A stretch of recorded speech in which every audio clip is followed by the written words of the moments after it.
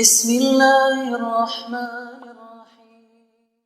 Ada seorang pemuda membawa kendaraan, mobil. Ternyata malang mengintai, mobil itu masuk ke dalam bagian bawah truk yang besar. Api menyala, berkobar. Banyak orang berkumpul, mereka berusaha mengeluarkannya dari dalam karena khawatir akan meledak. Ada tangki bensin yang besar. Mereka akan tak dapat terbayangkan apa yang akan terjadi. Lalu kemudian apa yang terjadi ketika mereka mengeluarkan mobil itu? Mereka dapati pemuda itu dalam keadaan sehat walafiat, selamat, tidak kurang dari satu apapun. Tak ada kaca yang melukai tubuhnya. Semua orang merasa heran. Orang bertakbir, Allahu Akbar. Mereka bertahlil, la ilaha illallah. Masya Allah, tabarakallah, subhanallah. Apa yang terjadi sebenarnya? Salah seorang dari mereka bertanya, apa amalmu? Apa zikirmu? Apa doamu sehingga engkau selamat dari musibah besar ini?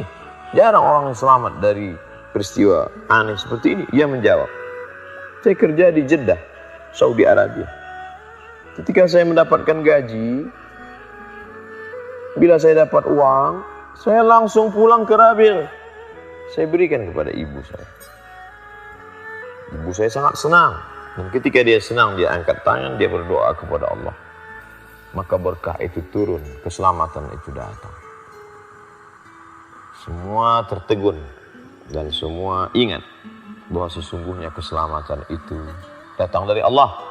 Siapa yang menjolok berkah itu turun? Siapa yang meminta keselamatan itu sehingga menebar kepada seorang hamba Allah?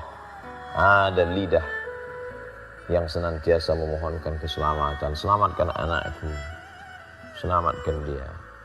Doa itu senantiasa dipanjatkan walaupun tidak ada uang, walaupun tidak ada gelang emas, walaupun tidak ada cincin permata, tetap akan dipanjatkan.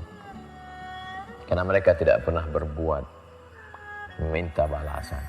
Balasan itu terlalu kecil bagi mereka.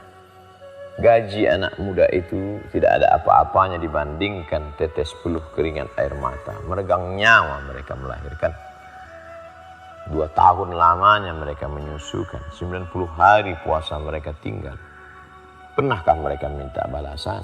Tidak. Pernahkah mereka meminta ganti? Tidak. Itu semua mereka lakukan karena kasih sayang, karena Allah Subhanahu wa ta'ala.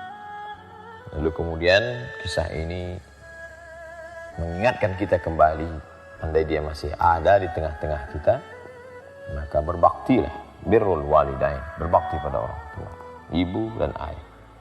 Bila dia sudah tidak ada, maka bersedekahlah, berikan makanan kepada fakir miskin, anak yatim. Datang saat menjumpai Nabi SAW. Ummi matat. Ibu saya sudah meninggal. Apa atasaddaqu anha? Kalau saya bersedekah, apakah sampai pahalanya kepada almarhumah? Kata Nabi, tasaddaq, silakan sedekah wahai saya. Ayyus sadaqatu afdal? Sedekah apa yang paling afdal? Yang paling layak, yang paling baik, yang paling utama itu apa? Saqiyul ma'. Nabi menjawab, memberikan air minum. Berikan air minum, berikan makanan. Singgah ke masjid, berikan pada orang yang buka puasa. Setetes, 2 tetes, sebutir 2 butir kurma. Lewat di leher mereka, lalu mereka berdoa. Maka doa itu sampai. Oleh sebab itu tidak ada kebaikan selain daripada bakti kepada ibu. Utama, menurunkan keberkahan, keselamatan, kebaikan, keridhaan. Ternyata prediksi prasangka kita selama ini keliru. Rezeki berlimpah ini karena sukses S1, S2, S3, profesor, postdoktoral. Kesuksesan ini karena bintang 1, bintang 2, karena kekuasaan, karena jabatan. Bukan. Kesuksesan ini adalah karena doa mereka, karena munajat mereka di tengah malam. Terkadang kita terlalu pede berkata di hadapan orang banyak, ini karena etos kerja saya, ini karena kerja keras saya, ini karena kehebatan manajemen ekonomi saya. Sesungguhnya ada doa-doa mereka yang selalu mereka panjatkan di tengah malam, yang tak pernah terlupa dari mulut mereka. Oleh sebab itu, ketika kita bisa membalasnya, maka balaslah. La tahqiranna minal ma'rufi syai'ah. Jangan pernah menyepelekan perbuatan yang kecil, sekecil apapun. Walaupun hanya berbagi sedikit makanan, mungkin ada satu kain penutup rambutnya, mungkin ada satu makanan yang dapat menyegarkan tenggorokannya. Pada saat itu dia berdoa, menetes air mata bahagia. Pada saat itulah kita sesungguhnya sedang mendapatkan rahmat, keberkahan hidup. Tapi manakala hatinya terluka, manakala dia tersakiti, walaupun dia tidak pernah berdoa meminta, karena tidak ada mereka yang minta akan kejelekan untuk buah hati, belayan jiwa, darah daging yang mereka besarkan. 2 jari besar tapak kakimu saat kau dilahirkan ke atas dunia, sejengkal panjang tubuhmu. Kau bukan dihembus, kau bukan ditiup awan. Engkau adalah titipan dari Yang Maha Kuasa. Dia jaga dengan belayan, dia jaga dengan peluk cium dan kasih sayang.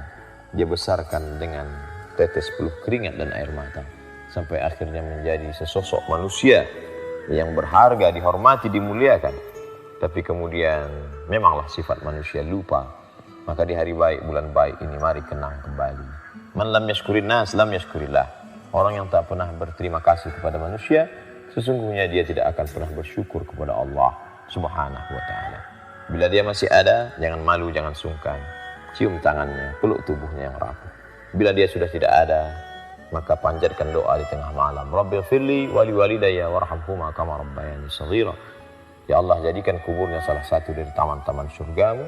Jangan jadikan kuburnya salah satu dari lubang neraka-Mu. Semoga kita termasuk orang yang berbakti pada orang tua. Terima kasih. Assalamualaikum warahmatullahi wabarakatuh.